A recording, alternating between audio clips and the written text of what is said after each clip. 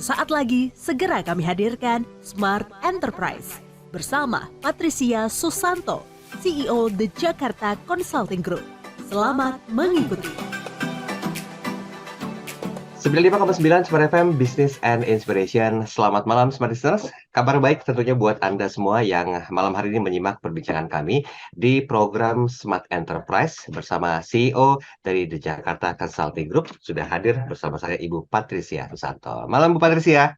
Malam Mas Darius, selamat malam Smart Listeners, apa kabar semuanya? Salam sehat. Oke, baik. Sehat ya Bu Patricia. Terima kasih waktunya Bu Patricia. Bu, hari ini kita bahas masalah leadership IQ. Ini kan menjadi pertanyaan besar sebetulnya ya. Apa sih hubungannya antara IQ dengan leadership dan leadership dengan IQ? Nah, apa yang mendasari Bu Patricia tertarik untuk bisa bahas ini sampai tuntas di 1 jam ini Bu Patricia? Ya, ini kadang-kadang kita di approach ya sama klien kami. Sering sekali bahwa mengatakan orang ini sebenarnya bagus gitu kan. Tapi kepemimpinannya nih kurang nih, perlu di upscaling apa di upgrading dan segala macam lah bahasanya. Nah, yang menarik juga adalah waktu kita mau upscaling, kita selalu nanya nih, IQ-nya gimana? Gitu kan. Kita kan selalu nanya ya, ada EQ, ada IQ. Nah, kalau EQ itu lebih ke emosionalnya, ke people person-nya. Kalau IQ itu lebih ke intelijensi, kemampuan kognitifnya itu sendiri. Nah, yang menjadi pertanyaan selalu kalau kita mau upscaling atau kita mau upgrading adalah sejauh mana orang ini bisa di-upgrade gitu kan. Karena kita selalu sebagai psikolog nih ya Mas ya, kita kan Jakarta Consulting Group juga banyak melakukan tes psikologi ya. Itu kita melihat kalau IQ-nya di bawah rata-rata gitu kan, itu biasanya untuk menaikkan kemampuan leadership-nya itu agak sulit. Bukan EQ-nya loh, IQ-nya. Karena leadership itu kan ada beberapa komponen. Salah satunya komponennya adalah konseptual. Kemudian baru kita bicara tentang yang personality, baru kita bicara tentang yang attitude dan lain sebagainya. Tapi kalau konsepnya sendiri dia tidak kuat, itu nanti untuk menjadi seorang pemimpin yang mumpuni, itu akan challenge sekali untuk orangnya dan untuk organisasinya. Jadi memang harus ada tuh komponen IQ dan juga EQ-nya juga harus ada. Itu menurut saya itu pembahasan yang menarik karena ini serial dan kita sering sekali bertemu dengan pertanyaan yang standar. Manajer saya itu bagus, bukannya nggak bisa, bisa bagus. Nah kita inginnya mereka lebih gitu kan, manusia nggak pernah puas ya, selalu ingin lebih.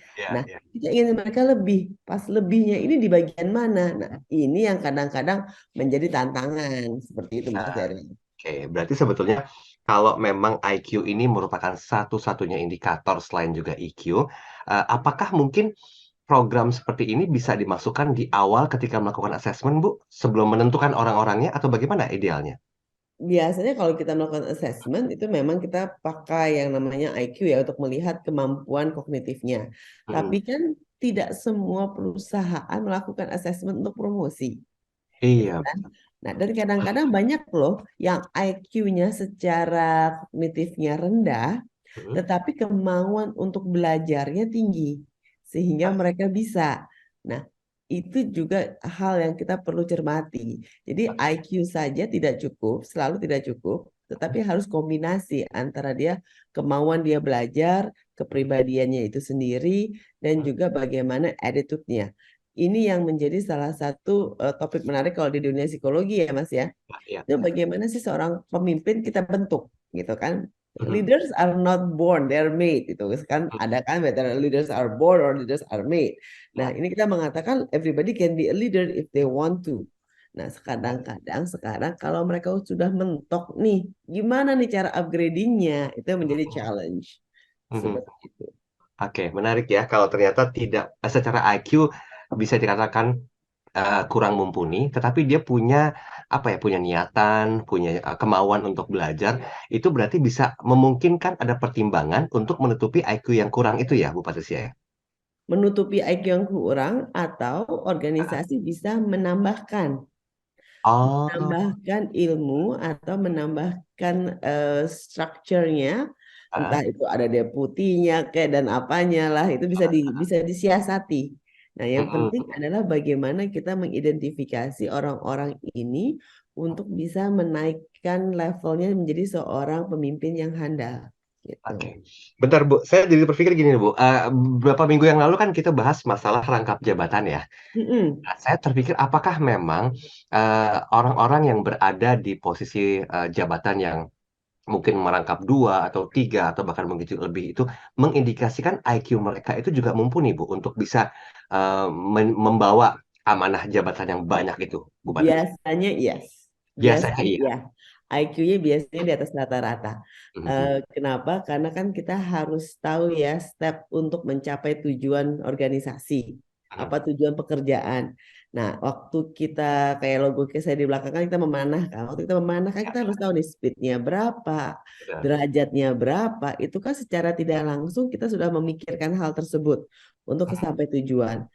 Oke. Itu sebenarnya akan menarik kalau kita melihat seberapa banyak pemimpin itu memiliki IQ di atas rata-rata gitu. Dan Ya. kalau pemimpin dunia itu biasanya IQ memang di atas rata-rata. Oke, oke, baik, baik. Sampai dengan saat ini mungkin kita perlu lebih memahami ya tentang bagaimana sih proses untuk mendapatkan IQ yang baik.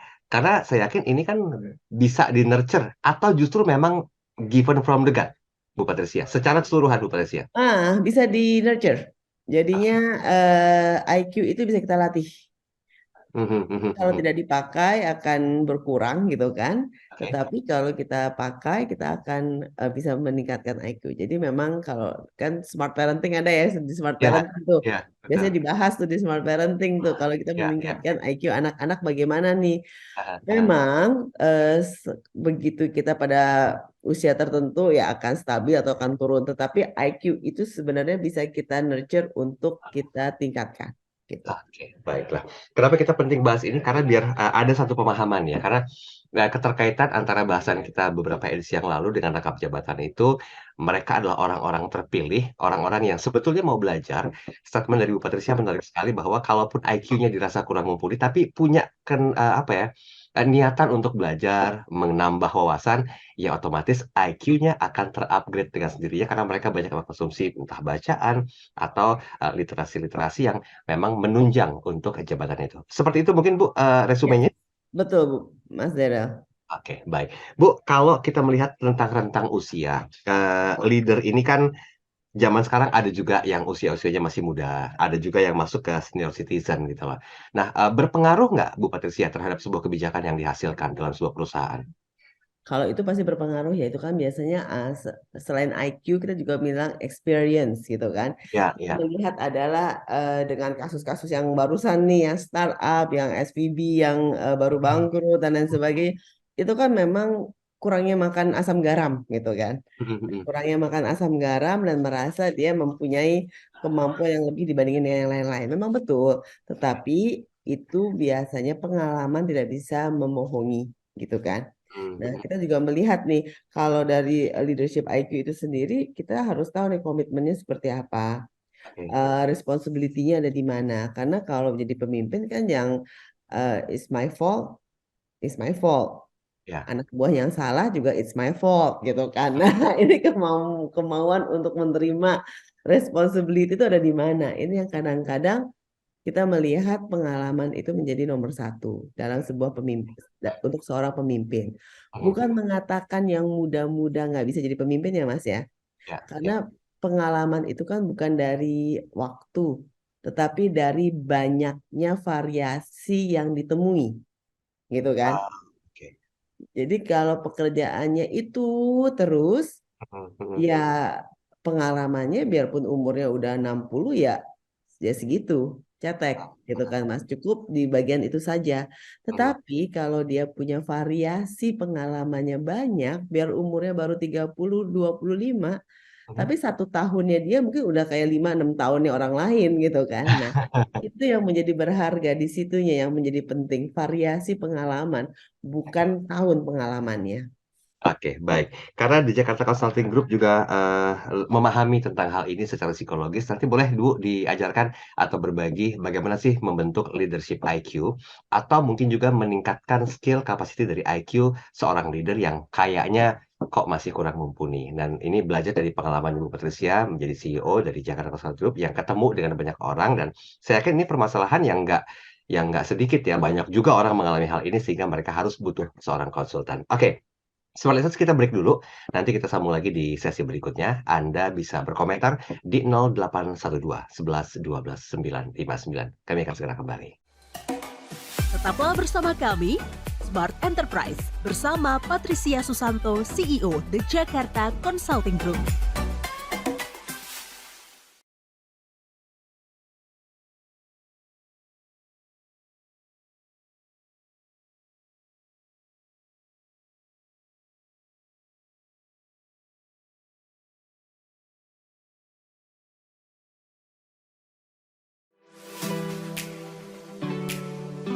Kembali Anda ikuti Smart Enterprise bersama Patricia Susanto, CEO The Jakarta Consulting Group.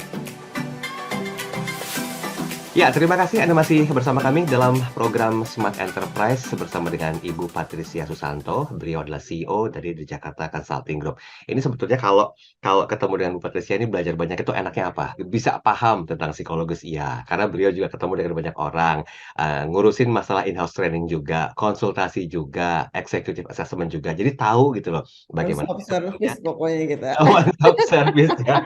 Jadi tahu gimana caranya, paling tidak dari apa yang disampaikan oleh Bu Patricia itu kita bisa belajar how to manage ourselves ya, sehingga IQ dan EQ kita bisa ya mumpuni lah, stabil, nggak usah terlalu tinggi-tinggi amat kalau mungkin jabatan Anda masih dirasa jauh dari posisi tinggi. Tapi kalau Anda maksimalkan, mudah-mudahan bisa upskilling dan juga upgrading jabatan. Bu, boleh nggak dari pengalaman yang Ibu temui di lapangan ketika ketika mungkin bersama klien, menjadi konsultan, itu kan sisi psikologis pasti disinggung di segala permasalahan yang berhubungan dengan perusahaan. Nah, bagaimana sebetulnya membentuk leadership IQ ini, Bu? Yang nanti akan bermuara juga kepada EQ pastinya. Yes, yes, yes. Karena kalau kita melihat tuh kalau seorang leadership itu kan selalu harus punya achievement motivation ya. Jadi Betul. harus tinggi nih kemampuan untuk mendapatkan sesuatu tuh harus tinggi. Itu tuh pertama, itu adalah rule of the thumb pertama. Kemudian dia harus pragmatis. Pragmatis maksudnya dia nggak boleh terlalu conceptual juga. Jadi gini, kadang-kadang orang yang IQ-nya tinggi, tinggi sekali, itu Mhm. juga nggak cocok jadi seorang leader. Karena leader tadi itu harus ada achievement-nya. Kalau dia terlalu berhati-hati atau dia kepinteran, saking pinternya dia takut untuk mengambil suatu keputusan, juga nggak bisa. Jadi IQ itu penting. Tapi saya katakan IQ, EQ itu harus imbang semuanya. Karena kalau enggak itu nanti pas implementasinya tidak jalan. Kita Mhm. berbeda dengan kalau kita bicara world leaders ya. Kalau kayak Xi Jinping, kalau Mhm. kayak Putin gitulah yang ini yang top IQ-nya paling tinggi nih sedunia itu 150 atau 160-an gitu lah. Mereka itu very high IQ. Memang ada studi tentang Xi Jinping, ada Putin tuh memang ada studinya 157, 160 itu udah superior genius gitu kan. Nah, kita kan nggak kayak mereka gitu kan. Kita nggak mau take over the world juga gitu kan. Nah, tapi kita harus punya strategi dan kita harus punya keinginan untuk mendapatkan sesuatu. Ah, Selain itu, kita harus pragmatis, kita harus realistis. ah, Keinginan kita bisa dicapainya secepat mungkin, seefisien mungkin, bagaimana caranya. Kalau diorganisasikan itu. oke. Bagaimana kita menuju ke suatu tempat, sampai ke dalam suatu tujuan, secepat, seefisien mungkin. Nah, Mhm. Mhm. itu pragmatis.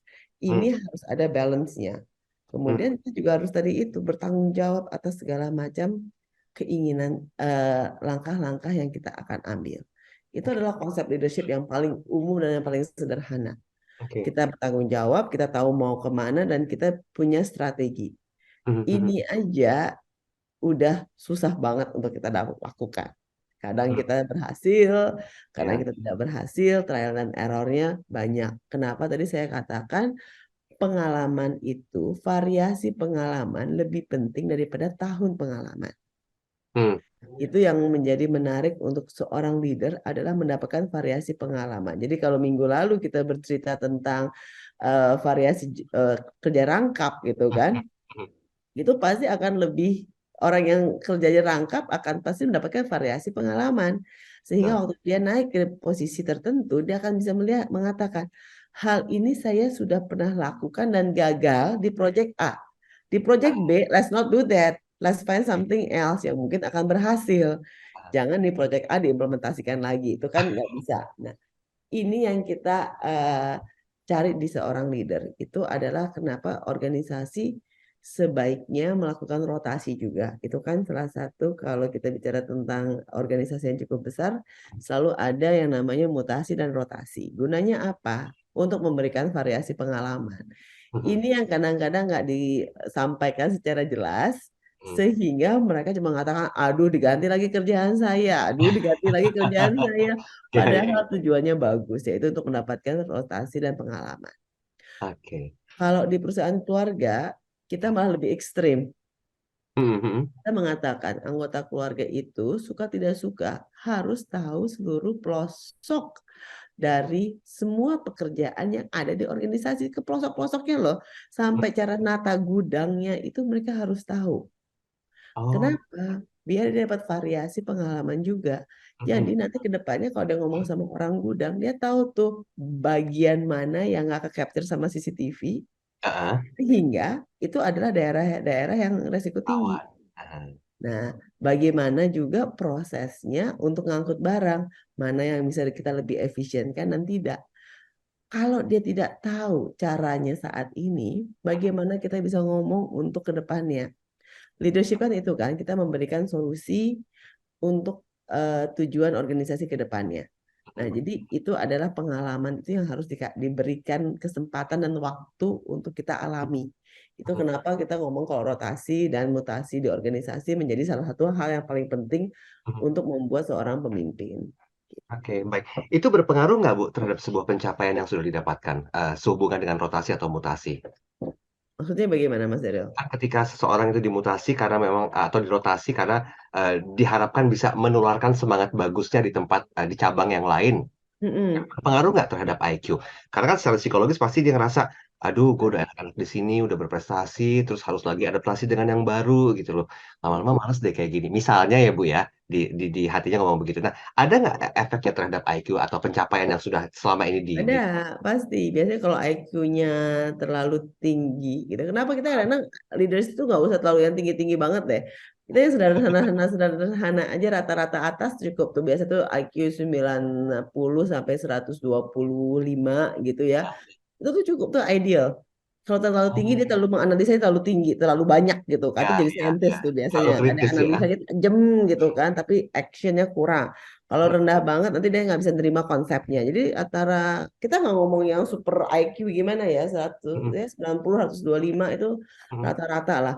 Nah, itu cukup gitu. Karena kenapa? Waktu kita dipindah itu kalau dia tidak bisa kemampuan menyerap informasi secara cepat, akan keteteran. Gitu kan? Salah satu challenge di mutasi itu adalah menyerap informasi secara cepat. Itu dia akan keteteran. Kalau dia terlalu tinggi, dia akan terlalu over analyze. Tidak cukup actionnya. Oke. Jadi kan suka mendengarkan orang itu pintar untuk dirinya sendiri. Ya. Ya. Bukannya dia nggak mau ngajarin. Itu adalah misconception juga yang saya sering lihat. Dia merasa orang lain nggak ngerti dia ngomong apa. Bukannya dia nggak mau sharing ya, dia mau nih sharing. Tapi kita saking pintarnya kita nggak ngerti dia ngomong bahasa apa, ini bahasa dewa apa. Nah, ini yang kadang-kadang dianggap orang itu nggak mau sharing. Sebenarnya mungkin dia kendalanya adalah menyederhanakan bahasa. Karena menyederhanakan bahasa itu menurut saya juga tantangan banget gitu kan. Kita harus bisa dari beberapa lapisan ya. Kayak Mas Daryl deh suruh jadi host dangdut juga bingung kan. Banget. Nah, ini kan jadi kita harus menyederhanakan bahasa itu mempunyai kemampuan IQ dan IQ tersendiri. Ya. Itu hanya orang-orang tertentu yang bisa melakukan hal tersebut. Oke, baik. Ini pembahasan kita masih ada 2 sesi ke depan. Jadi buat Anda Smart Listeners yang ngerasa, ya leader saya tuh di kantor begini. Boleh sharingkan ke 0812 11 12 959. Jangan lupa kami juga hadir di kanal YouTube Smart FM. Jadi Anda bisa like, subscribe, dan juga share. Siapa tahu dari apa yang disampaikan oleh Bu Patricia sebagai sebuah insight ini bisa Anda tularkan. Entah ke leader Anda mungkin, atau mungkin ke diri Anda sendiri. Nanti kita belajar dari Jakarta Consulting Group bagaimana sih sebetulnya bisa memaintain IQ itu agar tetap stabil, sehingga dampaknya pun dirasakan stabil. Cuman peningkatan karirnya aja yang harus terus menuju ke arah yang lebih baik lagi. Kita break sebentar, nanti kita sambung di sesi berikutnya. Tetap bersama kami. Tetaplah bersama kami, Smart Enterprise, bersama Patricia Susanto, CEO The Jakarta Consulting Group.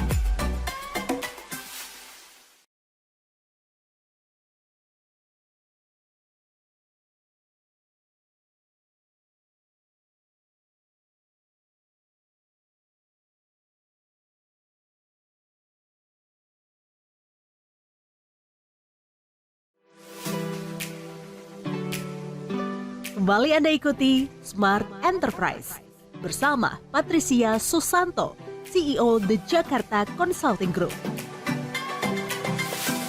Baik, terima kasih Anda masih terus bersama kami dalam program Smart Enterprise. Hari ini masih bicara tentang leadership IQ ya. Mungkin kalau tadi di awal Anda merasa, oh leadership kok perlu IQ ya?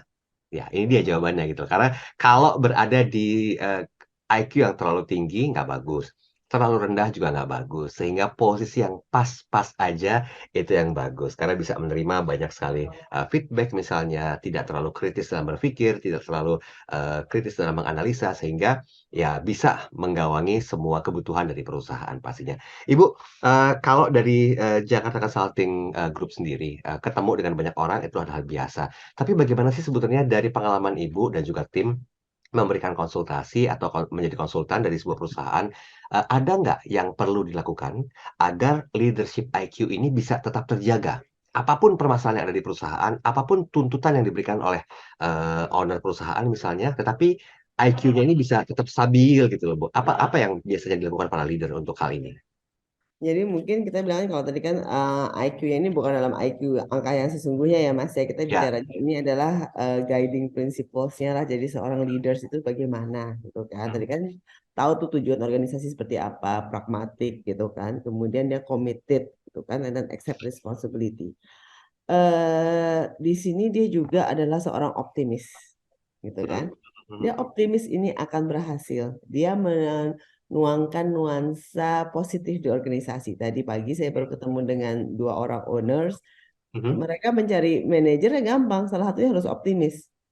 Jadi bukannya tidak mau berkeluh kesah atau mendapatkan feedback negatif, tetapi kalau semuanya dianggap negatif, oh kita nggak bisa begini, oh nanti kompetitornya lebih bagus, orangnya nggak mau kerja di kantor kita karena kantornya kurang bagus, ya nggak akan maju-maju, gitu kan?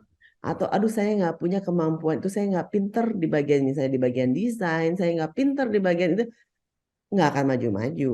Yang kita cari adalah orang yang optimis, kita akan bisa, kita akan belajar. Kalau kita nggak bisa, pakai tangan orang, gitu kan?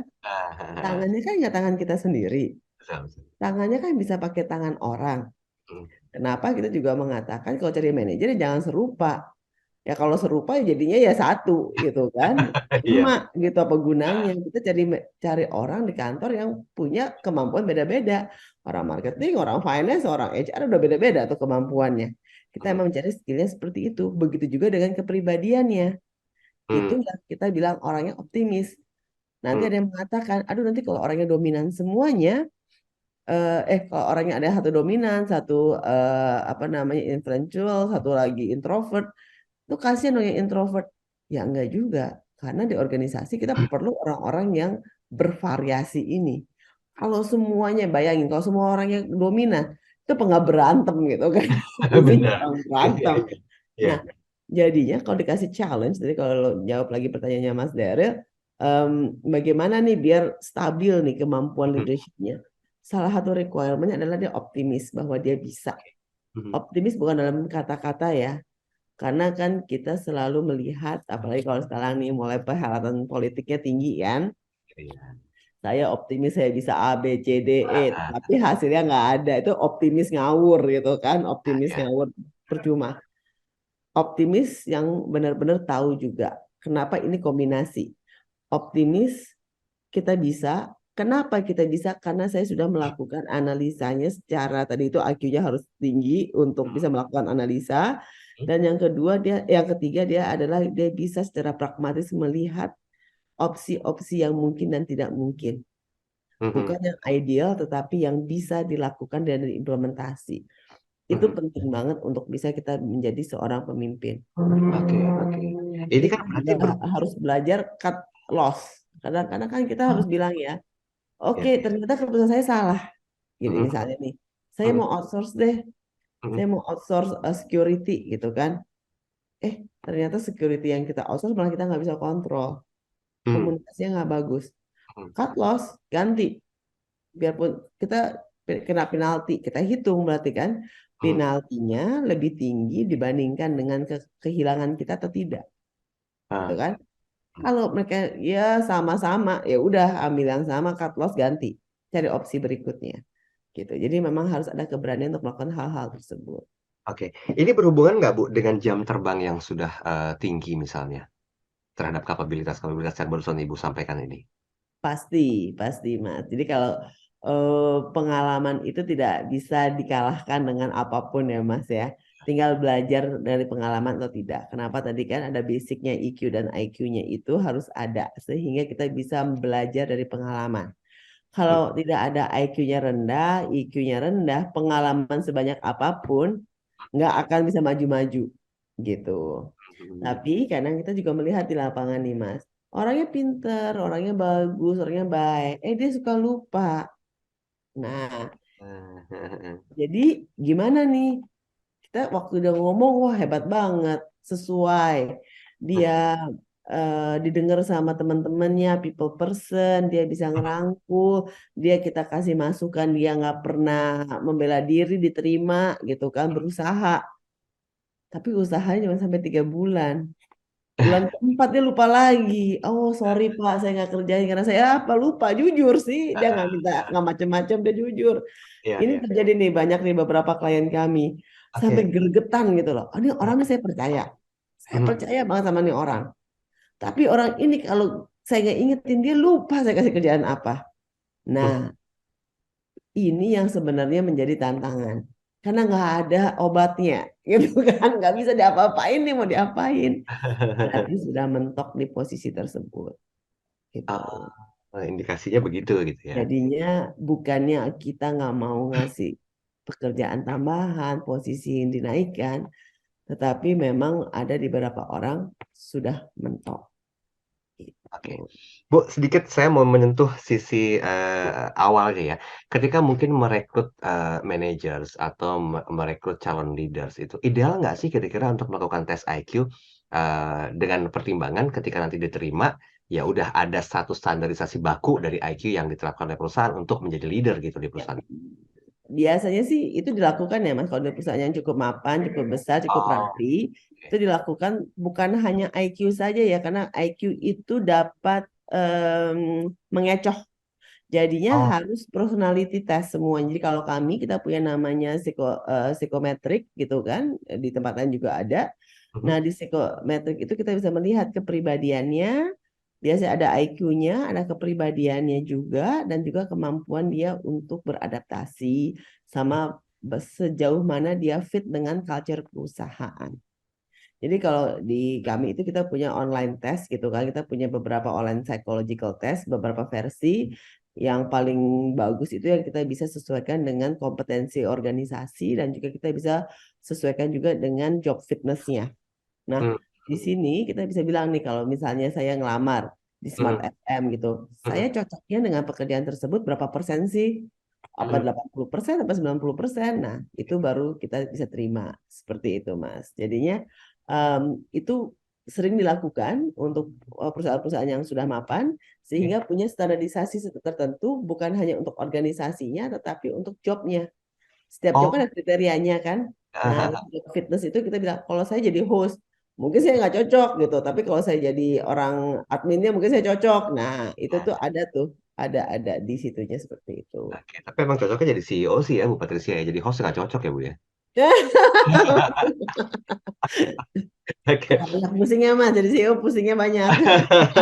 Sesuai kan dengan Sesuai apa dengan yang keinginan didapatkan. di challenge-nya itu. Iya. Keinginan di challenge-nya tinggi. Oke, baik. Bu, kita tinggal satu sesi terakhir, tapi boleh nggak sedikit menyinggung tentang apa EQ ya? Tadi kan kita udah bahas banyak masalah IQ. Nah, ini tentang EQ-nya bagaimana? Karena saya yakin dari lapangan juga Ibu Patricia menemukan orang yang IQ-nya tinggi, ternyata EQ-nya kok tidak sama gitu loh dengan hasilnya, atau justru sebaliknya. Nah, kita bahas hal itu di sesi terakhir sesaat lagi. Tetap bersama kami.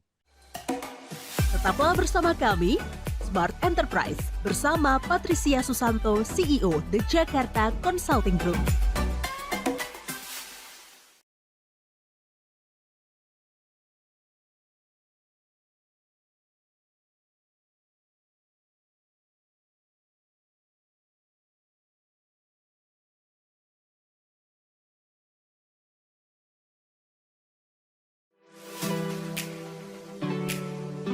Kembali Anda ikuti Smart Enterprise bersama Patricia Susanto, CEO The Jakarta Consulting Group. Baik, sudah sampai di sesi yang terakhir dalam program Smart Enterprise bersama dengan CEO The Jakarta Consulting Group, ada Bu Patricia Susanto. Hari ini kita belajar banyak ya tentang bagaimana sih sebetulnya menemukan IQ, bagaimana mempertahankannya agar tetap konsisten, bagaimana kira-kira mengendalikan IQ kita. Karena kalau ketinggian, ya memang betul ya Bu ya, kalau segala sesuatu yang berlebihan tuh nggak bagus juga gitu ya. Yang kurangnya pun Yes. bagus, yang pas ya udah ya yang sedang-sedang aja itu yang pas gitu loh. Oke Bu, nggak mungkin nggak ada hubungannya antara IQ dengan EQ. Ini sempat bahasan awal kita tipis tadi di sesi pertama. Nah, boleh nggak kira-kira dari pengalaman Ibu bersama dengan Jakarta Consulting Group, pernahkah mungkin menemukan orang yang mungkin IQ-nya tinggi tapi secara EQ masih dirasa kurang atau sebaliknya? Dan bagaimana kira-kira menyeimbangkan, membuat hal itu menjadi equal di antara keduanya? Itu sering banget ya Mas kita temuin ya orangnya IQ-nya tinggi tapi IQ-nya kurang. Kalau Mas pernah dengar sitkom apa Big Bang Theory ya. Nah, itu Oke, kan Big Bang Theory itu kan salah satunya adalah itu kan kumpulan saintis-saintis ya IQ-nya tinggi-tinggi semuanya. Tapi nggak punya temen gitu kan karena tadi itu IQ-nya rendah. Nah, itu sering banget kita lihat di organisasi juga. oke. IQ-nya tinggi, kemampuannya teknisnya luar biasa dan itu kebanyakan di bagian teknis. Mm, Atau CEO-nya sendiri malah. Tetapi IQ-nya kurang sehingga culture di organisasinya juga nggak ada yang ngurusin, kemudian mereka punya masalah turnover tinggi. Nah, mm, itu biasanya kalau IQ pemimpin-pemimpinnya tinggi. Itu ada oh, masalah di people-nya, masalah organisasinya. Kenapa? Karena mereka mengesampingkan masalah hubungan personal. Jadi beda nih, Masing-masing kalau ya yang berarti. perusahaannya bagus nggak kok kinerjanya bagus, marketingnya bagus, semuanya bagus karena ini kan teori semuanya ya. Ya, ya. Teori yang diaplikasikan dan mereka cerdas, IQ-nya tinggi, cerdas, tahu tuh tujuannya seperti apa, mereka kerja. Tapi begitu mau naik kelas, mau upgrading kelasnya, organisasi yang mau naik kelas itu menjadi tantangan. Nah, Hmm. itu kita baru ngomongin manajemen. Manajemen ini kan gray areanya banyak sekali, di mana kita melihat sejauh mana sih people kita bisa involve, kita bisa empower dan lain sebagainya. Sedangkan kalau orang IQ-nya tinggi adalah kamu nggak berhasil, silahkan tuh pintunya keluarlah sana, gitu kan? Tidak ada tuh ngomong ngapain sih kita harus ngajarin orang dia harusnya tahu sendiri, karena mereka merasa semua orang sepintar mereka. Ah, Sedangkan jarang yang sebentar mereka gitu kan. Nah, itu yang kita lihat. Atau kalau mereka begitu ngomong tentang mesin, mhm. passionate sekali karena itu hal yang teknikal kan. Jadi yang dipromot adalah orang-orang teknikal juga yang ngerti bahasanya sama. Nah, sedangkan organisasi tidak semudah kita nyalain mesin. Ya kan, kalau mesin kan on off gitu kan. Ya, ya. Organisasi on, terus dia kemana-mana dong bercabang-cabang gitu Hmm, kan. Nah, dan ini faktor X-nya banyak sekali. oke. Itu yang kita melihat menjadi tantangan para pemimpin yang IQ-nya sangat tinggi. Mhm. Bagaimana caranya nih? Berikutnya pertanyaan gitu kan. Bagaimana nih caranya? Biasanya kita perlu ada penyimbang. Penyimbangnya itu biasanya yang opposite. Opposite Oke. does attract gitu kan. I believe that so much gitu. Oke. Opposite attract. Jadinya yang satunya lebih people person yang Aha. bisa ngimbangin juga. yang bisa ngomong jadi jembatan yang mungkin teknikalnya nggak sepinter yang bosnya, tetapi bisa ngimbangin di organisasinya, ngurusin internalnya. Itu harus ada kombinasinya. Nggak mungkin kita minta orang yang IQ-nya tinggi, IQ-nya tinggi, semuanya tinggi. Wah, udah Superman banget, itu jarang banget. Ada, tetapi jarang, gitu kan? Kenapa? Banyak yang harus ada namanya CEO, COO, gitu kan? Nah, COO-nya ini nih yang harus people person, yang harus lebih teknikal atau kebalikannya. Biasanya kalau kita partneran kan begitu kan, satu jagonya di mana, yang satu lagi jagonya di mana lagi, gitu. Berarti kalau kalau tadi Bu Patricia mengatakan nggak ada, ada walaupun sangat jarang orang yang mungkin equal ya di antara keduanya sama gitu loh, IQ-nya bagus, EQ-nya juga bagus. Kalaupun menemukan itu, ada satu pembeda hasil nggak Bu yang bisa didapatkan dalam sebuah organisasi? Ada, biasanya organisasinya tumbuhnya cepat dan Oh, rapi. cirinya begitu ya? Gampang cirinya tumbuhnya cepat dan rapi. Dan rapi ya Mas ya, bukan tambal sulam. Oke. Rapi itu meaning bahwa dia naiknya dari sistemnya sudah ada, Mm-mm. kemudian dia perbaikannya secara progresif. Itu Mhm. itu bisa dilakukan dan itu kita melihat di beberapa organisasi ada seperti itu. Mhm. Tetapi bukan berarti tidak mungkin dilakukan oleh satu orang yang IQ-nya tinggi. Biasanya challenge-nya adalah kalau IQ-nya tinggi, memulai organisasi itu bisa. Mhm. Menaik kelaskannya itu PR tersendiri. Gitu.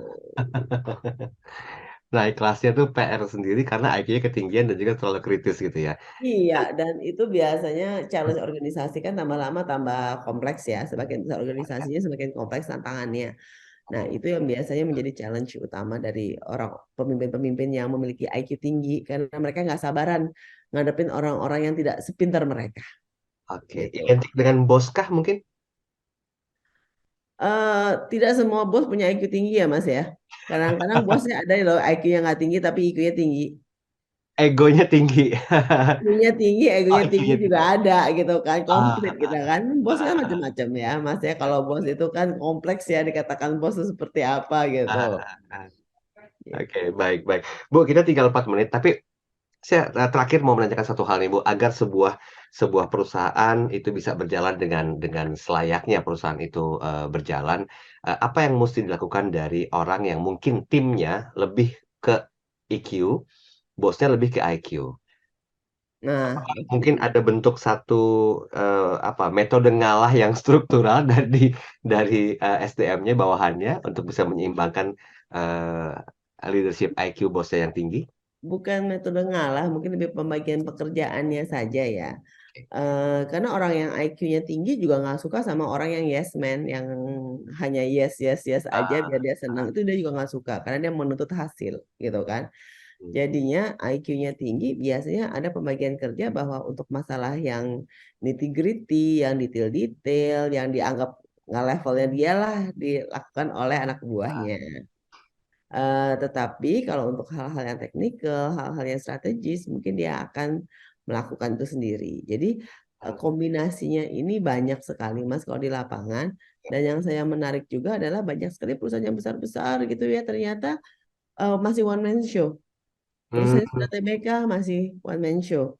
Karena Hmm. apa? Karena bosnya tadi itu dia IQ tinggi, IQ tinggi, semuanya tinggi, ego juga tinggi gitu kan. Nah, Hmm. ada. Nah, dia juga tetapi mereka berhasil karena dia punya tim yang mumpuni dan juga complementary. Dan yang Oh, saya lihat adalah timnya juga punya EQ dan IQ yang cukup tinggi. Jadi mirroring tetapi tidak punya ego yang tinggi.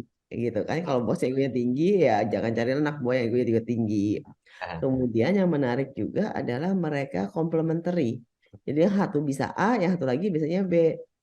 Kemudian satu bisa teknikal ya kalau orang teknikal begitu ya IQ-nya tinggi ya sudah nggak apa-apa. Hmm. Orang finance-nya atau orang HR-nya ngalah. Tapi bukannya dia berarti dia nggak diperlukan. Nanti orang teknikal akan begging-begging, aduh bantuin dong tim saya kok berantakan nih, gimana caranya nih gitu. Ah, Karena kan setiap orang udah ada jatahnya ya Mas ya. ya. Gitu kan. Nah, itu yang kita melihat itu menarik kalau kita bicara tentang leadership. Karena leadership mulai dari yang pucuk pimpinan paling atas sampai dengan yang di bawah pun memiliki kemampuan leadership dan itu sebenarnya yang dia harapkan itu sama.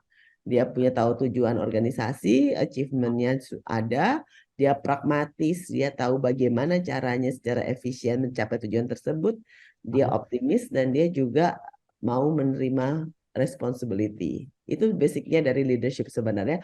Kalau kita punya itu semuanya, kita jadi pemimpin yang bagus. Tapi balancingnya ini yang susah gitu kan. Kita ngomong gampang, kita bilang ngomong mah gampang, konsultan mah cuma ngomong. Implementasinya yang sulit. Saya 100% setuju. Itu karena pengalaman nggak bisa membohongi Ya, kita. betul-betul. That's why kita butuh orang lain ya untuk melengkapi ya. Yes.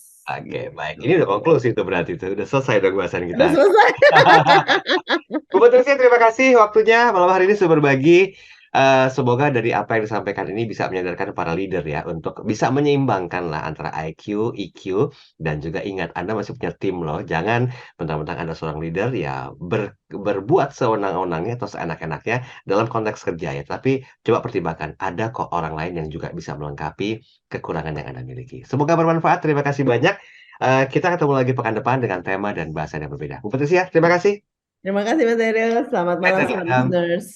Saya Daryl Adam. Selamat malam dan sampai jumpa. Anda baru saja mengikuti Smart Enterprise bersama Patricia Susanto, CEO The Jakarta Consulting Group. Terima kasih dan sampai jumpa.